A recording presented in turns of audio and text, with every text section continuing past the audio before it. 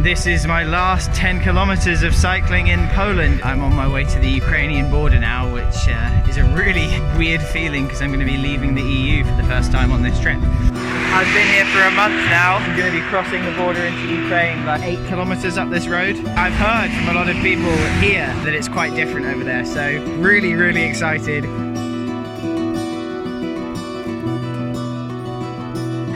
Mostyska!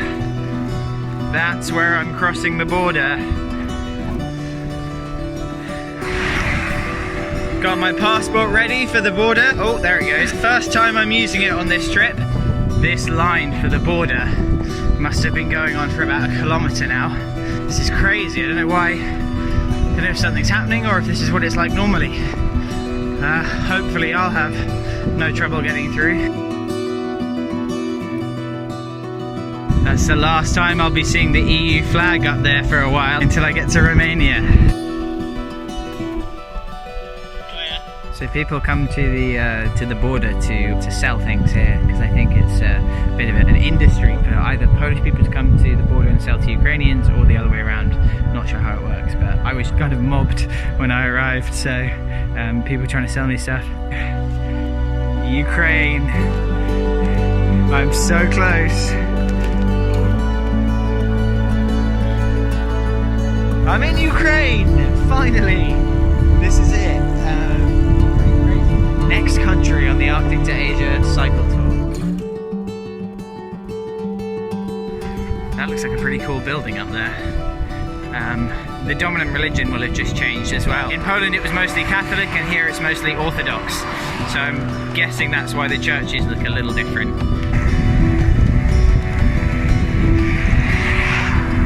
I can't read any of these signs and I have no service to Google anything.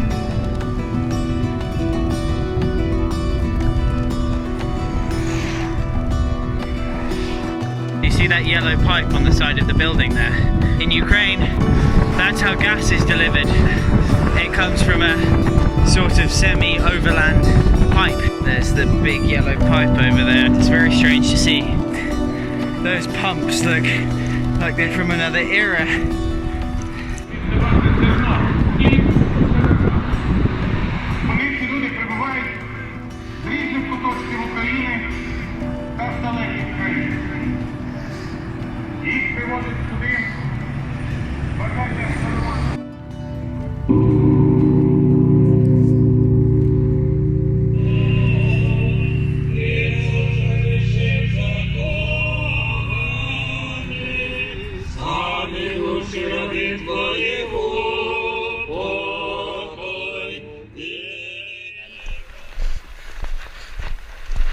Alright, so I'm supposed to go this way.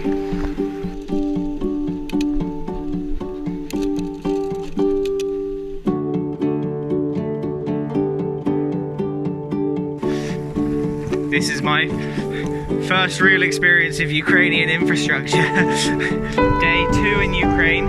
I am making my way towards Lviv. I'm staying with a friend of a friend there. It's about 70 kilometers to his house and it's already 1 PM, so if I do try and get there today, it means I'm going to be cycling in the dark for quite a long time. I noticed that this road is really quite bad. Can't say I'm surprised. I was expecting that from Ukraine.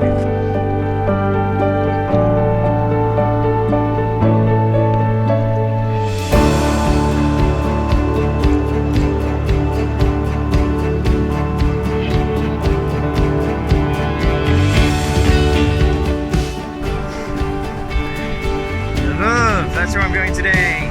63 kilometers.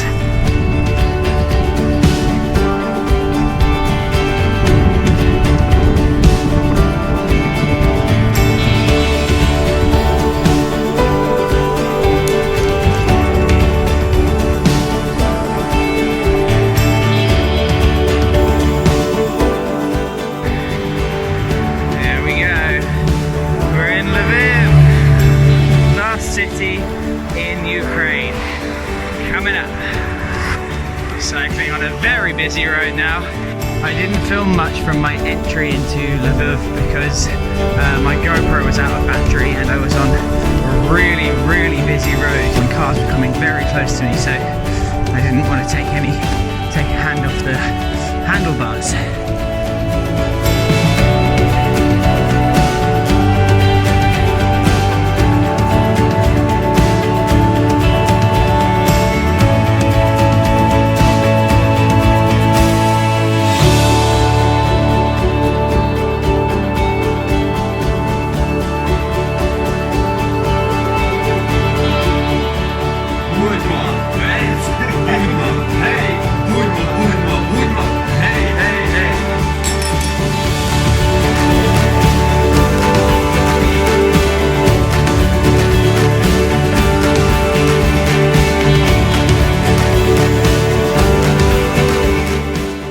Winter has properly arrived now. It's about -4 today and it's just meant to get colder. It's very wintry and I'm not sure how my bike's going to handle it when I get back on the road again.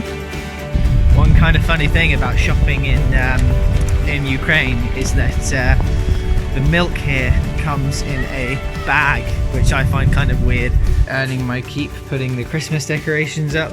Beautiful.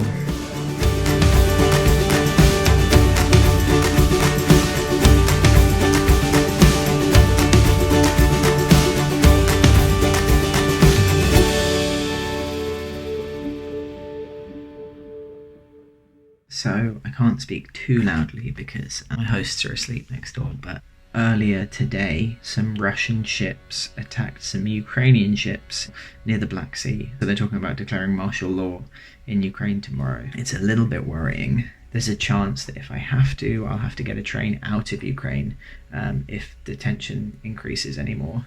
So it's all kicking off. Yeah, we will see what happens.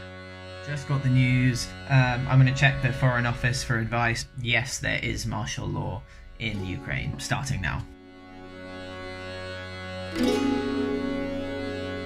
As the news reached England, I spent that day reassuring family back at home that it would all be fine. That I wouldn't have to turn back towards Poland, and there was nothing to worry about. But when even my Ukrainian friends started talking about the prospect of me having to leave the country, I started to question what my next move should be.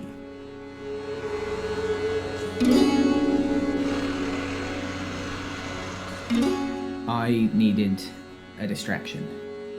So I joined Yurko while he went to run some errands at a nearby flea market, where you can find anything from a car battery to foreign currency to a pig's head.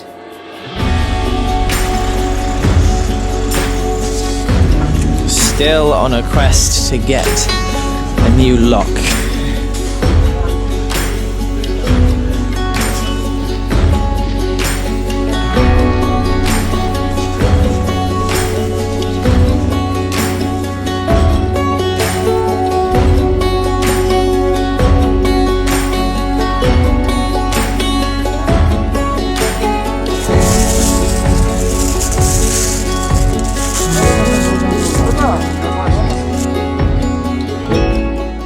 Returned to an update. The martial law was only to be implemented in around half of Ukrainian provinces, most of them in the east. For now, the western regions, like Lviv, would continue life as normal.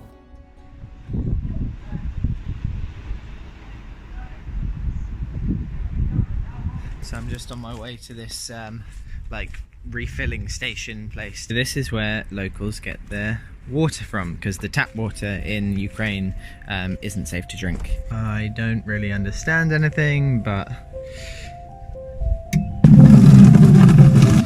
seems to work.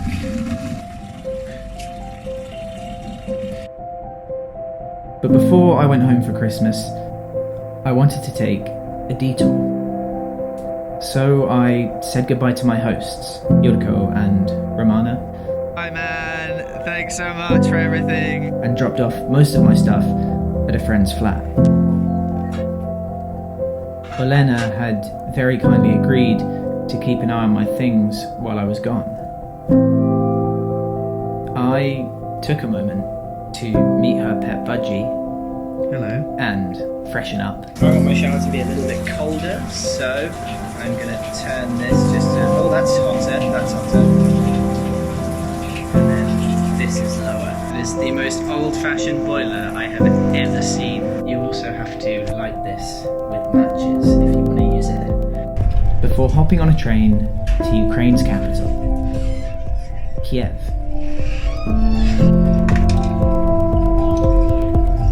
Here we are in Kiev, last minute detour.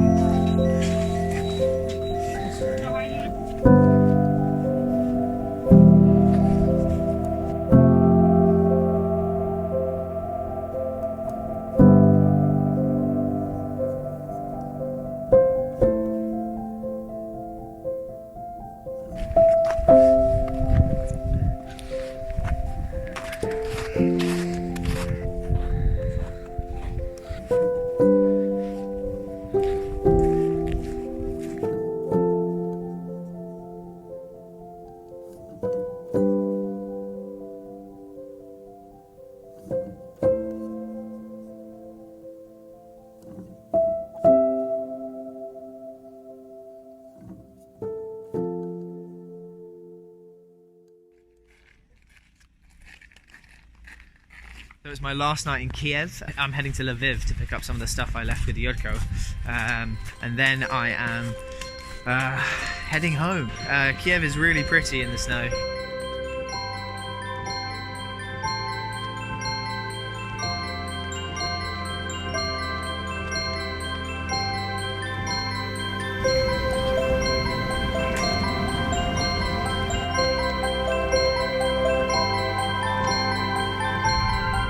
This time, heading home felt different.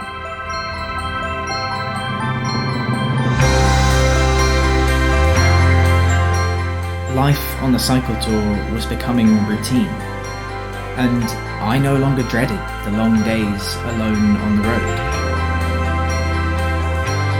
So, after coming home for Christmas and Hanukkah and saying goodbye to my family once again... Goodbye, Mother! Goodbye, son! See you in the next life.